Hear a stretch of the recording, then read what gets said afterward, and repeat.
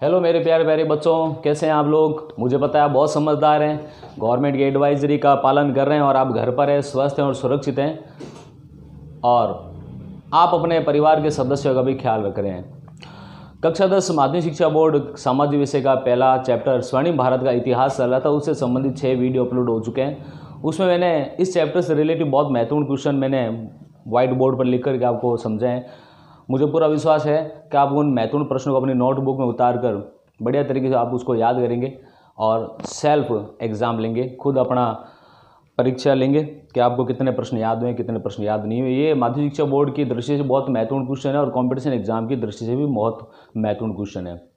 Last video को इस video से जोड़ते हुए अपन आगे चलते हैं। हमने लास्ट वीडियो में मौर्य वंश के प्रमुख शासकों के बारे में जानकारी प्राप्त की थी, जिसमें चंद्रगुप्त मौर्य, बिंदुसार, उसके पश्चात उसका पुत्र अशोक, इनके बारे में जानकारी प्राप्त की थी और इससे रिलेटेड महत्वपूर्ण प्रश्न किए थे। इसी कड़ी को आगे जोड़ते हुए आज हम देखते हैं व्हाइट बोर्ड की व्हाइट स्क्रीन पर देखिए मौर्य वंश से संबंधित कुछ महत्वपूर्ण प्रश्न हैं। पहला प्रश्न है, राज्याभिषेक से संबंधित अभिलेखों में अशोक ने स्वयं को क्या कहा है। देखो, अशोक मौर्य वंश का तीसरा बड़ा सम्राट था। पहला जो शासक था जिसने मौर्य वंश की स्थापना की थी वो कौन था? चंद्रगुप्त मौर्य। चंद्रगुप्त मौर्य ने अंतिम नंद शासक घनानंद को पराजित करके चाणक्य की सहायता से वो शासक बना था। कब बना था? 322 BC, 322 ईसा पूर्व में और 298 में 298 में चंद्रगुप्त मौर्य की मृत्यु हुई थी। आपको पता है चंद्रगुप्त मौर्य ने अपने जीवन के अंतिम समय में श्रवण बेलगोला, मैसूर, कर्नाटक में उपवास विधि द्वारा जैन मुनि भद्र बाहु से दीक्षित होकर अपने प्राण त्याग दिए थे। अशोक चंद्रगुप्त मौर्य के पश्चात उसका पुत्र बिंदुसार, वो 298 BC में शासक बनता है, 273 में इसकी मृत्यु हो जाती है। उसके पश्चात जो 4 वर्ष तक बिंदुसार के जो पुत्र है अशोक, उसका राज्याभिषेक कब है? 269 BC अर्थात 269 BC में उसका राज्याभिषेक होते ही ये 4 वर्ष अशोक अपने भाइयों के साथ संघर्ष में व्यतीत कर देता है और 269 में शासक बनता है और 232 BC तक अर्थात 232 ईसा पूर्व में उसकी मृत्यु हो जाती है। अशोक भारतीय इतिहास का या यूं के मौर्य वंश का सबसे बड़ा चक्रवर्ती सम्राट था, बहुत ही महत्वपूर्ण सम्राट था।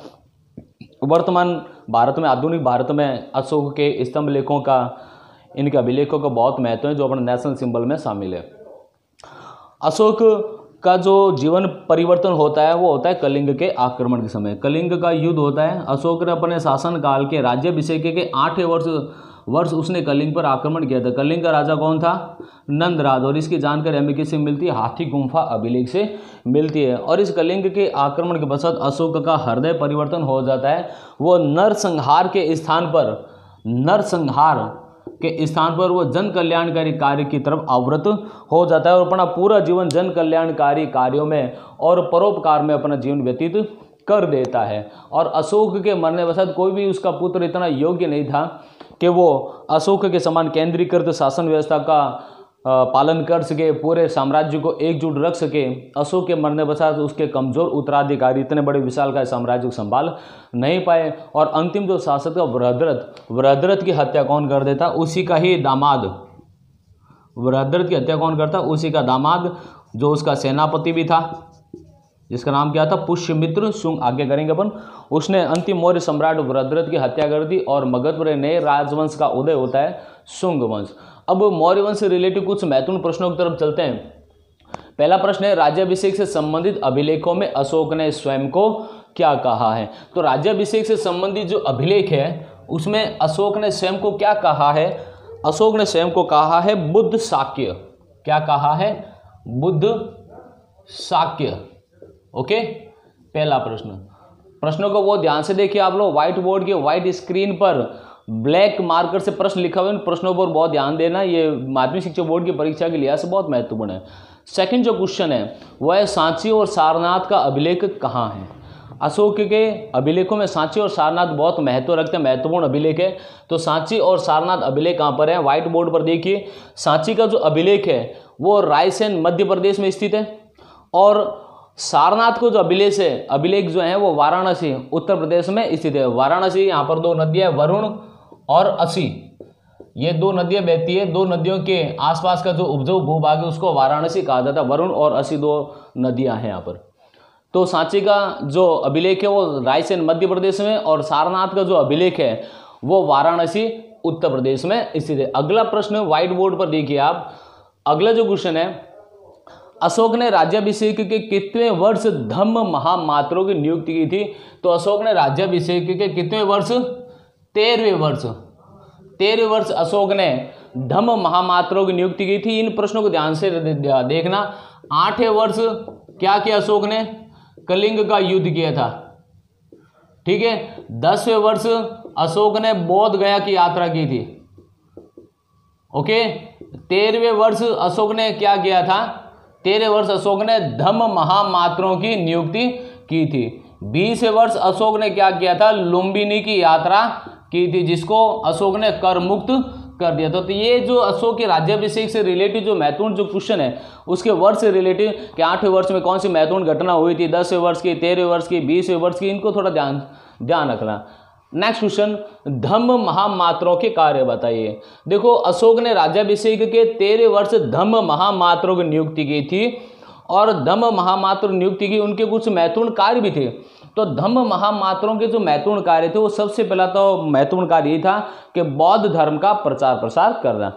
ये धम्म महामात्रों का सबसे महत्वपूर्ण कार्य था।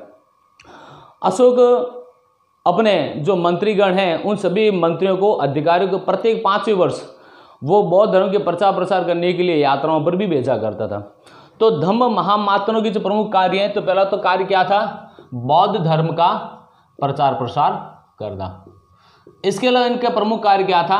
दान करना, दान दक्षिणा देना, गरीबों की, असहायों की, विपन्न लोगों की सहायता करना, कारावास से कैदियों को मुक्त करना, कैदियों की सजाओं को माफ करना, और साम्राज्य में सुख शांति और समृद्धि के लिए प्रयास करना। ये धम्म महामात्रों के कार्य थे। अगला प्रश्न है, अशोक को अभिलेख खुदवाने की प्रेरणा किससे मिली? तो अशोक भारतीय इतिहास का वह शासक था जिसने भारत में सबसे पहले अभिलेख खुदवाने का कार्य किया था। और ये अभिलेख खुदवाने की प्रेरणा किससे मिली अशोक को? तो अशोक को अभिलेख खुदवाने की प्रेरणा किससे मिली? दारा प्रथम, ईरान का शासक था। कहाँ का शासक था? ईरान का शासक था दारा प्रथम, जिसको अपने यूनानी लोग क्या कहते हैं? डेरियस, क्या कहते हैं? डेरियस फर्स्ट के नाम से भी जाना जाता है। ईरान का जो शासक था दारा प्रथम, ये डेरियस फर्स्ट, इसने भी अपने राज्य की आज्ञाओं को अभिलेखों पर खुदवा करके अपने प्रजाजनों तक पहुंचाने का कार्य किया था। और इसी से प्रभावित होकर अशोक ने अभिलेखों खुदवाने का कार्य प्रारंभ किया। अपने धम्म की जो शिक्षाएं थी, धम्म क्या था? धम्म मैंने बताया था, जनता के, अपनी प्रजा के नैतिक आदर्शों का उत्थान करने के लिए जिन नियमों का अशोक ने पालन जनता से करवाए, या जनता को जिन नियमों को पालन करने का आदेश दिया, वो धम्म कहलाया। और इन्हीं अभिलेखों के माध्यम से अशोक ने क्या किया? धम्म का प्रचार प्रसार किया। तो अपना प्रश्न क्या था? अशोक को अभिलेख खुदवाने की प्रेरणा किससे मिली?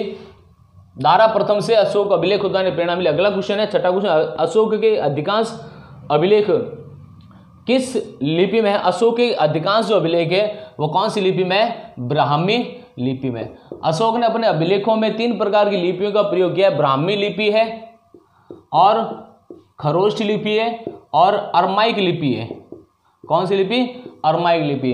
तो अशोक के अधिकांश अभिलेख कौन सी लिपि में मिलते हैं? हमें ब्राह्मी लिपि में मिलते हैं। अगला प्रश्न है, अशोक के पश्चिमोत्तर अभिलेख किस लिपि में है? अशोक के जो पश्चिमोत्तर जो अभिलेख है वो कौन सी लिपि में?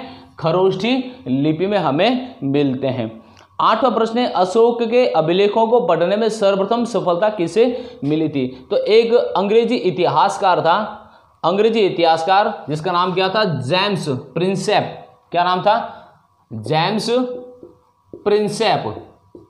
ये अंग्रेजी इतिहासकार था जिसका नाम था जेम्स प्रिंसेप, जिसे 1837 में सर्वप्रथम अशोक के अभिलेखों को पढ़ने में सफलता प्राप्त हुई थी। अगला प्रश्न है, नवा क्वेश्चन, व्हाइट बोर्ड पर देखिए क्या है नवा क्वेश्चन। ताम्रपर्णी द्वीप, सिंघल द्वीप। देखो ये जो नाम है ये श्रीलंका के नाम है। श्रीलंका आपको पता है, श्रीलंका भारत के दक्षिण में स्थित भारत का पड़ोसी देश है जो हिंद महासागर में स्थित है। श्रीलंका को हिंद महासागर का मोती भी कहते हैं, the pulse of Indian oceans, Hind महासागर का मोती भी कहते हैं। प्राचीन कालीन इतिहास में श्रीलंका के कई नाम मिलते हैं, जिसमें उसको ताम्रपर्णी द्वीप भी कहा जाता है, सिंघल द्वीप भी कहा जाता है। तो ये नाम श्रीलंका के हैं।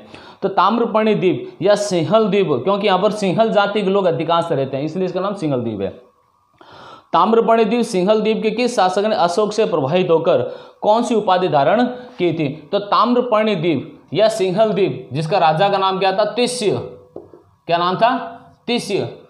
इससे तिष्य ने अशोक से प्रभावित होकर कौन सी उपाधि धारण की थी? देवानाम पीय। देवानाम पीय की उपाधि धारण की थी किसने?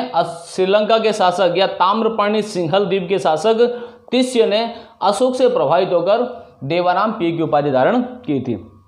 10वां प्रश्न है, अशोक ने बौद्ध धर्म के प्रचार के लिए श्रीलंका किसे भेजा?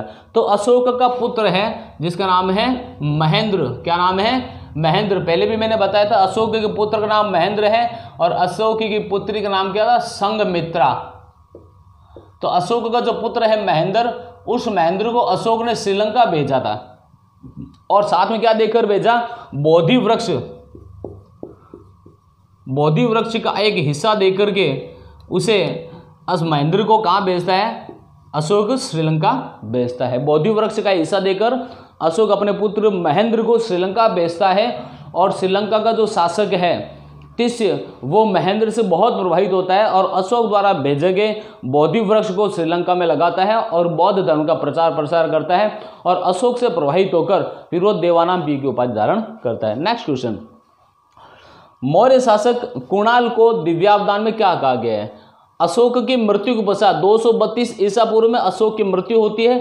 अशोक के पश्चात उसका पुत्र कुणाल शासक बनता है। कुणाल को दिव्यावदान, बौद्ध ग्रंथ है दिव्यावदान, उसमें कुणाल को क्या कहा गया है? धर्म विवर्धन। क्या कहा गया है? धर्म विवर्धन, अर्थात धर्म में वृद्धि करने वाला, धर्म विवर्धन बताया गया है। अगला प्रश्न है, अंतिम मौर्य शासक कौन था? उसकी हत्या किसने की थी? देखो, अशोक की मृत्यु हुई थी 232 ईसा पूर्व में। कब हुई थी? 232 बीसी में, बिफोर क्राइस्ट। 232 ईसा पूर्व में अशोक की मृत्यु हुई थी। अशोक के मृत्यु के पश्चात लगभग 9 शासक बनते हैं। अशोक पश्चात कुणाल, दशरथ, संप्रति, सालुशुक, इस प्रकार से 9 शासक बनते हैं। अंतिम जो शासक था उसका नाम था बृहद्रथ। क्या नाम था उसका? बृहद्रथ। बृहद्रथ एक कमजोर शासक था और बृहद्रथ के समय मौर्य साम्राज्य जो था वो लगातार सिकुड़ता जा रहा था। अशोक की मृत्यु तक, अशोक की मृत्यु के 50 वर्षों तक किसी की हिम्मत नहीं थी कि मौर्य साम्राज्य की तरफ आंख उठा करके भी देख ले। 50 वर्षों तक आंदोलन या जो क्रांतियां हैं वो नहीं हुई, लेकिन 50 वर्षों के पश्चात अशोक की मृत्यु 50 वर्षों के पश्चात और कमजोर उत्तराधिकारियों की वजह से, युद्ध त्याग की नीति की वजह से, धर्म के प्रचार प्रसार की वजह से और धन के अभाव के कारण से मौर्य जो दरबार है वो गुटबंदी में बदल जाता है और धीरे धीरे विरोध के स्वर मुखरित होने लगते हैं। और अंतिम जो शासक था बृहद्रथ, वो एक कमजोर शासक था और उसी का दामाद जिसका नाम था पुष्यमित्र शुंग, पुष्यमित्र शुंग अपने ही ससुर या मौर्य शासक बृहद्रथ की हत्या कर देता है और मगध पर नए राजवंश का उदय होता है, वो कहलाता है शुंग वंश। तो प्रश्न है अपना, अंतिम मौर्य शासक कौन था? उसकी हत्या किसने की थी? तो अंतिम मौर्य शासक बृहद्रथ था, उसकी हत्या उसी के अमात्य, उसी के दामाद, उसी के सेनापति पुष्यमित्र शुंग ने की थी। अगला प्रश्न है 13वां प्रश्न, कौटिल्य ने राज्य के कितने आवश्यक अंग बताए हैं? कौटिल्य ने राज्य के 7 आवश्यक अंग बताए हैं। वो कौन है? राजा, उसके पश्चात मित्र, कोष, दुर्ग, सेना, इसके अलावा राजधानी, भूमि जिसको अपन राज्य कह सकते हैं। इस प्रकार से अशोक ने इस प्रकार से कौटिल्य ने राज्य के 7 आवश्यक अंग बताए हैं। अगला प्रश्न है, अर्थशास्त्र में विभागों को क्या कहा गया? अर्थशास्त्र विभागों को कहा जाता था तीर्थ। क्या कहा जाता था? तीर्थ। केंद्र प्रशासन में कुल 18 विभागों का उल्लेख मिलता है, उन विभागों को क्या कहा गया? तीर्थ कहा गया। अगला प्रश्न है, तीर्थ के अध्यक्ष को क्या कहा जाता था? तो तीर्थ के अध्यक्ष को महामात्र कहा जाता था। क्या कहा जाता था? महामात्र कहा जाता था। तो बच्चों, आज अपने पहला जो अध्याय है स्वर्णिम भारत का इतिहास, उससे रिलेटिव हमने आज 15 प्रश्न किए हैं और इस लेसन से रिलेटिव ये 7वां वीडियो है। उम्मीद करता हूँ आप लोगों को समझ में आएगा। इसे आप घर बैठ कर होमवर्क करें, इसे याद करें।